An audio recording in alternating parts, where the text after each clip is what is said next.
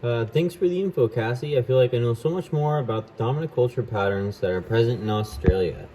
Um, some of the concepts from Chapter 3 that I will explore and discuss in Australian culture are the rites of initiation, stereotypes, and individualism.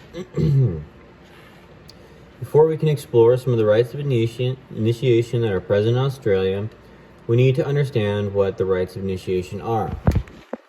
Rites of initiation mark the transition of the role or status of an individual within a group. Some of the examples in America are getting your driver's license, being able to drink, and voting. Some of these initiations are highly formal, while others are informal. An informal example would be getting hazed before one can become part of a frat, while a formal rite of passage would be receiving a bachelor's degree even if it took an extra year because of all the parties. There are many cultures with many different rites of initiation, and these cultures can be found in business, religion, and families, to name a few. But what are some of the rites of initiation that are present in Australian culture? While there are many cultures present in Australia, and I won't be able to focus on all of them, I wanted to focus on the rite of initiation present in the Aborigine culture, which is still present today. This rite of initiation is called Bora. In Aborigine culture, this ritual is to teach the young boys of the tribe information about the law, their country, and their spiritual beliefs.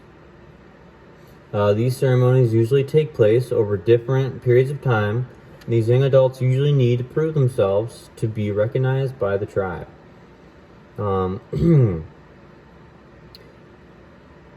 A sign that the young member has completed, or as a sign that a young member has completed all that is required for initiation, a graduation is held.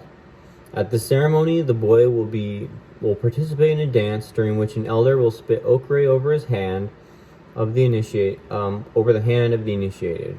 The formal would be a Kurabora party, where everyone dances, and it usually goes all night long. Most of these ceremonies take place inside of a Bora ring, and these rings are often made by carrying sand a very long way to create a deep circle to dance on. The next thing I wanted to talk about is some of the stereotypes that the media uses to quickly label Australian culture and why they are dangerous. Stereotypes can be defined as generalizations about a group of people that oversimplify their culture, traits, or characteristics.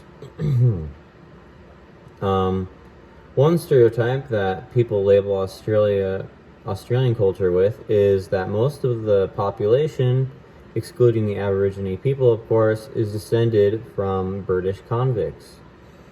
From January 1788, when the first fleet of convicts arrived at Botany Bay, to the end of the convict transportation 8 years later, over 160,000 convicts were transported to Australia. Currently, it is estimated that around 20% of the Australian population are descended from people originally transported as convicts. As seen, the stereotype is wrong, and the majority of the population are actually European or Asian. Stereotypes like these can strip the individuals of their identities and give others a false sense of knowledge that can hinder communication between cultures. A majority of Australia is individualistic. In short, an individualist cultures value individual freedom and personal independence.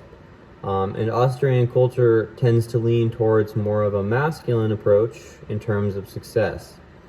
This indicates that the society will be driven by competition, achievement, and success, with success being defined as the winner or the best in field. This value system starts in school and continues throughout one's life, both in work and leisure pursuits. A good example of some of the media that portrays this, and that's present in Australian culture, is the movie Crocodile Dundee. This movie is about a character named Dundee who is the definition of a masculine, independent Australian.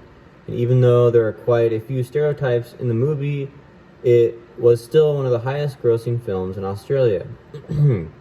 Most cultures always have stories to reflect their values, and this is definitely one of the movies that does this. So give it a watch. Thank you.